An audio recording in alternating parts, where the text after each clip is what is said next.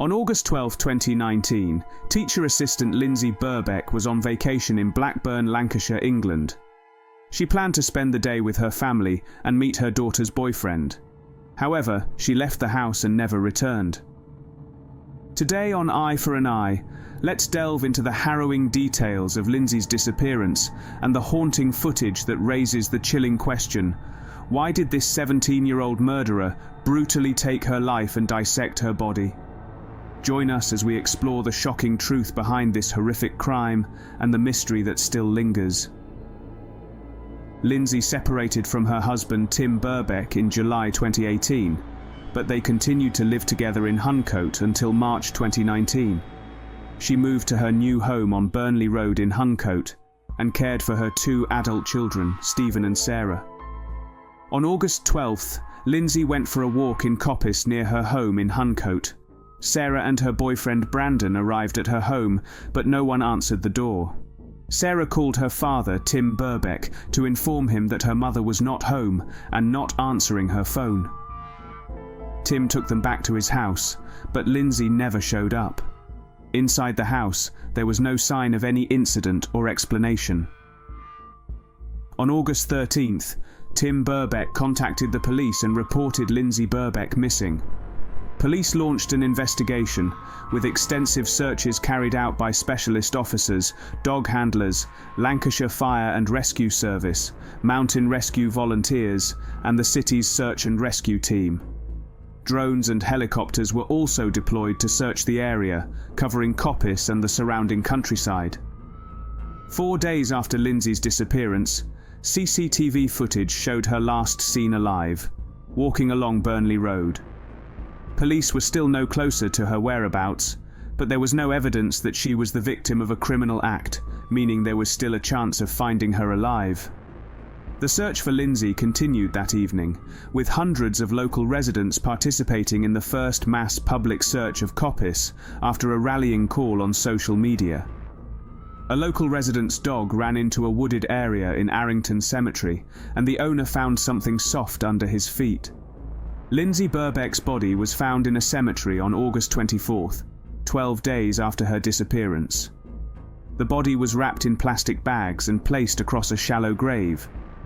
Pathologist Dr. Naomi Carter determined that Birbeck's death was due to a broken neck, crushing her entire larynx. The neck was likely struck with a foot or knee, and a large laceration was found on her leg. Dr. Carter did not rule out any sexual activity on the day of her disappearance due to the decomposition of the body.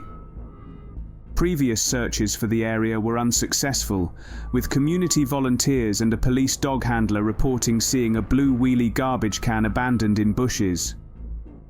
The police found a brown mark they thought was dirt, but the dumpster was left in place. Other important clues found in the cemetery include a bloody cloth on the grass, red clothing hanging on a barbed wire fence, and a voice heard, possibly a child's, but no struggle, yelling, or screaming. On August 25th, investigators found a yellow-handled saw and green gloves near Lindsay's grave, containing her DNA. Lindsay's body was wrapped in plastic sheeting, and between the body and the sheeting was foliage and grass not found in the cemetery grounds. CCTV footage showed a young man pulling a blue wheelie garbage can in the Burnley Road area. The video captured a certain individual returning to the cemetery 4 times, leading to a suspect.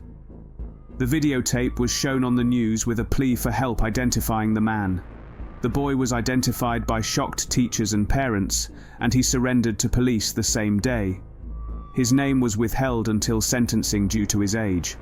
The boy in the videotape turned out to be local resident Rocky Marciano Price, who had autism, attention deficit disorder, hyperactivity, and a low IQ.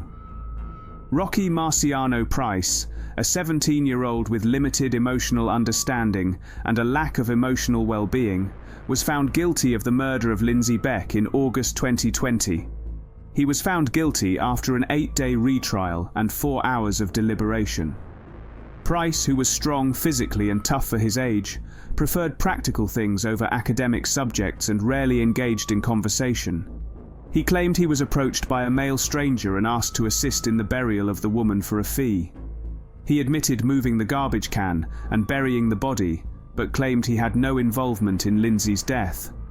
However, a search of his home in Arrington revealed identical plastic bags and tracksuits to those found at Lindsay's grave. Price's parents did not react to the verdict or his parents in court.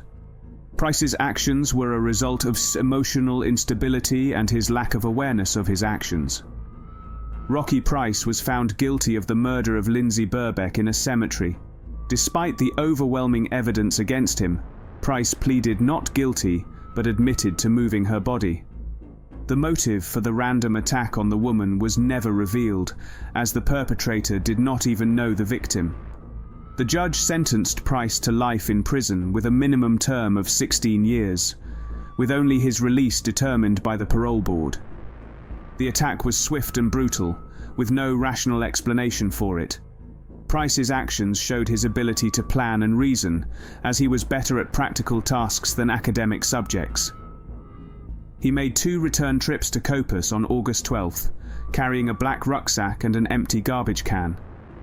He set up a plan to dispose of Lindsay's body by hiding her in a blue garbage can and then dragging her to the cemetery. After spending over an hour burying her body, Price left a saw, gloves, and a trash can at the scene.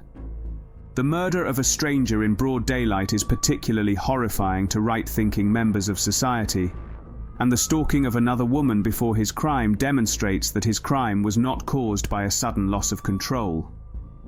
Publication restrictions were lifted 24 hours after Price was found guilty, allowing his name and picture to be made public for the first time. The defendant's mental illness cannot excuse or explain his actions, as he realized it was terribly wrong to kill but did it anyway. However, the main question remains unanswered. Why did the young guy need to kill a strange woman? And for what? Only Rocky Price knows the answer, but he didn't provide one. Lindsay Birbeck's funeral took place at St. Margaret's Church in Hapton, where over 200 mourners gathered. Her coffin was covered in flowers, and dozens of flowers were left at the scene. The jury's unanimous verdict was welcomed by Lindsay's family and detectives, but the family argued that no court verdict could bring her back or spare her family the grief of loss. If you found this video insightful, please give it a thumbs up and subscribe for more true crime stories. Our thoughts are with Lindsay Birbeck's family and friends. Stay safe, and we'll see you in the next video.